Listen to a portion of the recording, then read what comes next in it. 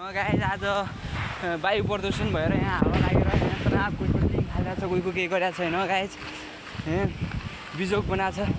यस्तै हो भने त अब बाँचिन्न होला हावाले कसैको टिनहरू फालिदिरहेछ यहाँ उडाइदिरहेछ उतैमा भूकम्प आउँछ कि भन्ने डर छ। हेर्नुहोस् गाइस हेर्नुहोस् गाडी भाइ हेर्नुहोस् भर्खरको गइरहेको छ यहाँ बिजुलीको पोल ढलम जस्तो छ। हेर्नुहोस् पुरै गाउँ पाकेको थियो भर्खर पानीभन्दा हावा बढी लागेर यहाँ तनाव गरिदिरहेको छ। हेर्नुहोस् यताउता पुरै हावाले पानी परेको छ असिनो पर्ला जस्तो गरिरहेको छ। अब यस्तै हो भने बच्न गाह्रो छ नेपालमा बच्न गाह्रो छ। हावा उस्तै लागेको छ सब उस्तै प्रकारको छ।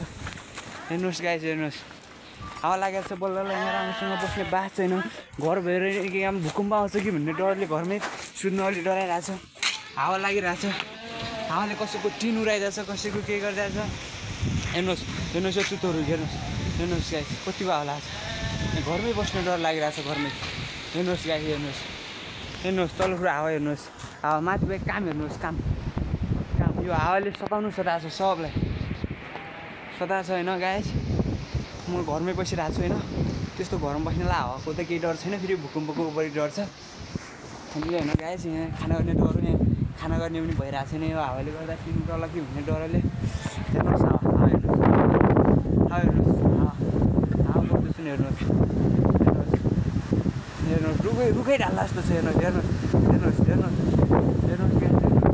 हावाले यहाँ पुरै गरिदिरहेको छ प्रदूषण भइरहेको छ। हेर्नुहोस् पुरै अँध्यारो भइरहेको छ पानी पर्ला जस्तो क्या गमक्क परेको सब माथि कामतिर छ सब कामतिर। हेर्नुहोस् काम हावाले गर्दा अब के हावाले नेपालमा केही गरी खान दिँदैन। अब हावा भूकम्प अब केही होला जस्तो छैन। हेर्नुहोस् तल हेर्नुहोस्